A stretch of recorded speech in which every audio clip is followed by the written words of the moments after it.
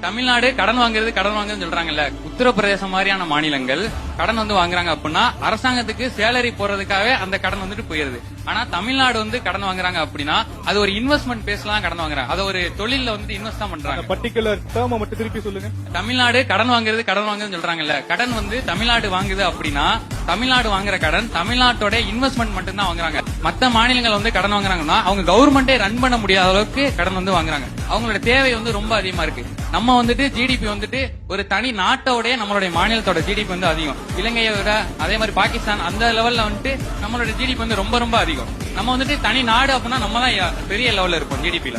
அப்படிங்கிறப்ப அப்படி ஒரு நாட்டுல நம்ம இருக்கோம்னா நம்ம ரொம்ப பெருமை பண்ணோம். தமிழ்நாட்டுல பெரிய கைத்தட்டல் கொடுக்கலாமா? நல்ல ஒரு புரிதலோட நிறைய விஷயங்களை சொல்லியிருக்கிறார். நிறைய பேருக்கு தமிழ்நாடு கடன் வாங்குதான் இருக்கு. அந்த கடன் எதுக்காக அப்படிங்கிற ஒரு புரிதலோட பேசியிருக்காரு. பல பேருக்கு அந்த விஷயங்கள் புரிஞ்சிருக்கேன்.